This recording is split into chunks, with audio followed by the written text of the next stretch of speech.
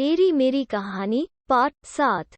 इस वीडियो को देखने से पहले इसके पहले पार्ट को जरूर देखें।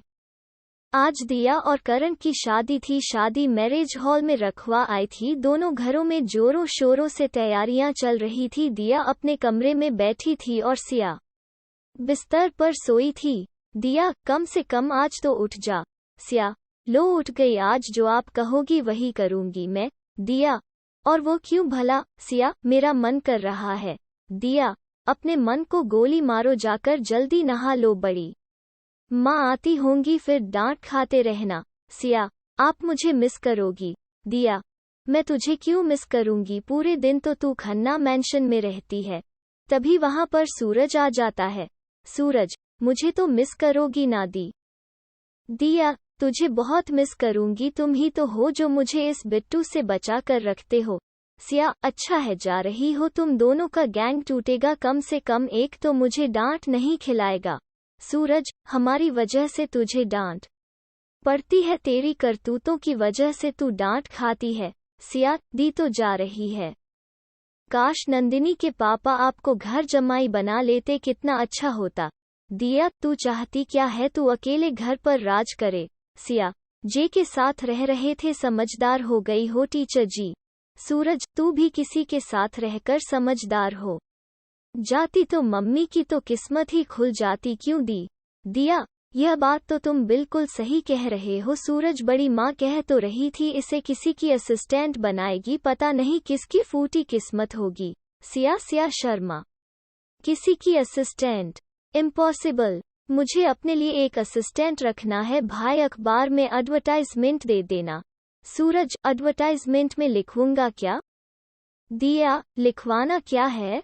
लिखवा देना एक नकारा वकील जिसने एक भी केस अभी तक नहीं जीता, 6 केस अभी तक हार चुकी है। जिस किसी को भी अपनी करियर चौपट करवानी है वो सिया शर्मा से संपर्क करें। सिया, ज्यादा मत बोलो, जे के सामने तो बोलती बंद हो जाती है। सूरज, तू हर बात में नंदिनी और करण जीजा जी को क्यों ले आती है बीच में? सिया, मेरा आप दोनों की तरह चक्कर नहीं चल रहा है। दिया, तू क्या कहना चाहती है? मेरा चक्कर चल रहा था। सिया, कहा ना, मैंने आपके जे के साथ साथ रहकर समझदार हो गई हो, बिना बोले सब कुछ समझ जाती हो।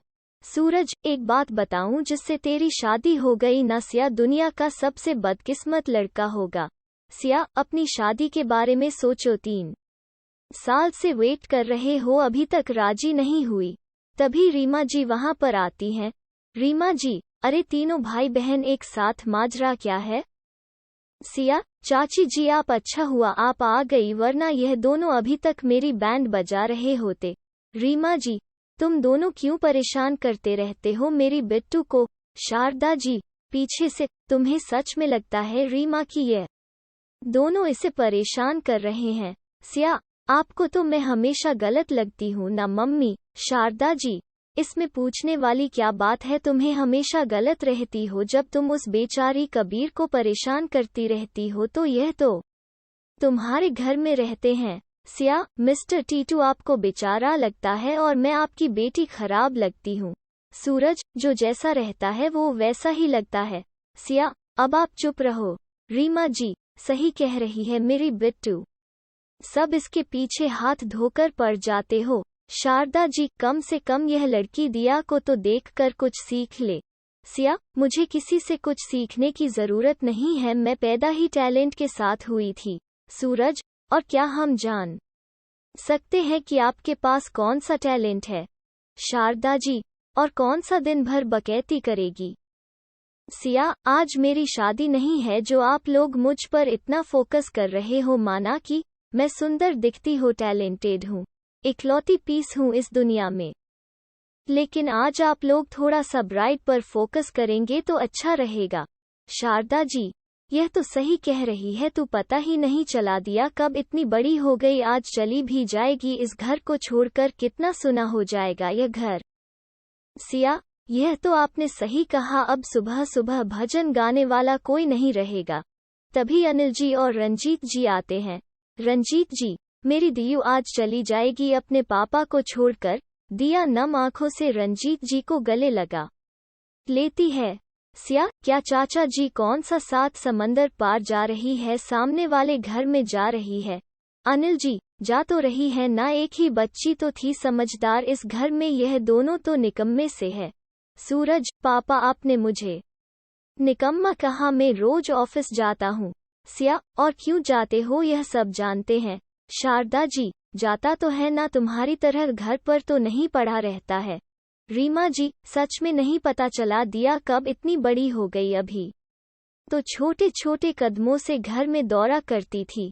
दिया, मैं आपको बहुत मिस करूंगा मम्मी। अनिल जी, हमें तो कोई मिस ही नहीं करता। दिया अनिल जी के गले लग जाती है। दिया, मैं आप सभी को मिस करूंगी। सिया देखती है कि दिया की आंखों से आंसू बह रहे हैं। सिया, इस कमरे को देखकर पता चलता है कि इंडिया की आबादी कहाँ से आती है। सिया की बातों पर सभी को हंसी आ जाती है। शारदा जी, आप सब ऐसे ही बैठे रहोगे? 12 बजे बज गए हैं, 6 बजे शादी का मुहूर्त है, ऐसे ही बैठे रहोगे तो हो गई शादी। सभी लोग फिर अपने काम में लग जाते हैं। शाम के 5 बजे दिया मैरिज हॉल के कमरे में तैयार हो रही थी, कुछ लड़कियों उसे तैयार कर रही थी। सिया पास में कुर्सी पर बैठी थी। सिया, मैं आखिरी बार पूछ रही हूँ, बता दो मिस करोगी या नहीं। दिया, तुझे क्यों मिस करूंगी मैं। सिया, नहीं करोगी तो मैं जा रही हूँ। सिया उस रूम से बाहर आ जाती है, बाहर देखती है बारात आ गई, वो बाहर जाती है। सिया, मम्मी मैं भी जा रही हूँ डांस करने। शारदा जी, खड़ी रह यहीं पर, अगर हिली तो पैर तोड़ दूंगी, चुपचाप से अपने जे का वेलकम कर। करण घोड़ी पर से उतरता है। रीमा जी उसकी आरती उतारती है। करण ने व्हाइट और गोल्डन कलर का कुर्ता पहना था। करण को स्टेज पर ले जाया जाता है। दिया भी थोड़ी देर के बाद स्टेज पर आती है। लाल कलर के लहंगे में बहुत सुंदर लग रही थी वो। करण की नज़र उस पर से हटती ही नहीं है। कुछ देर बाद उन दोनों का जयमाला होता है, फिर पंडित जी शादी के रस्में शुरू करते हैं। कुछ देर बाद उनके शादी खत्म हो जाती है। अब विदाई का टाइम आता है। दिया सभी से मिलती है, उसकी आंख भर जाती है। अनिल जी, रोती नहीं है बेटा, हमेशा आंखों के सामने ही तो रहोगी, जब भी दिल करेगा तुम्हें देखने का मिल लिया करेंगे। दिया इधर उधर देखकर, बड़ी माँ बिट्टू कहाँ है? शारदा जी, पता नहीं कहाँ है लड़की, कभी कुछ बताकर कहाँ जाती है। दिया, मुझे 1 मिनट दीजिए, मैं अभी आती हूँ। दिया मैरिज हॉल के गार्डन में जाती है, देखती है सिया बेंच पर बैठी है, उसके बगल में जाकर बैठ जाती है। दिया, रो रही हो बिट्टू? सिया, आपको मेरे आंसू दिख रहे हैं। दिया, नहीं दिख रहे हैं तुम्हारे आंसू, लेकिन जरूरी नहीं है आंखों में आंसू हो तभी रोया जाता, कभी कभी बिना आंसू। सिया दिया को बीच में रोकते हुए, आप सच में मुझे मिस नहीं करोगी? दिया, अच्छा तो तुम इस बात के लिए उदास हो तभी अपने दी को बाय बोलने भी नहीं आए। रही तुम्हें मिस करने की बात बिट्टू, हम तुम्हें कभी भूलेंगे ही नहीं। हाँ, लेकिन तुम्हारे साथ सोना जरूर मिस करेंगे। कौन अपना पूरा हिस्सा छोड़कर मुझसे चिपक कर सोएगा? कौन अपना कमरा इतना गंदा रखेगा कि हमें बार बार साफ करना पड़ेगा? कौन हमारे कपड़े चेंज करवाने जाएगा? किसका मजाक उड़ाया करेंगे हम? सिया दिया के गले लग जाती है, तभी वहां पर सूरज आता है।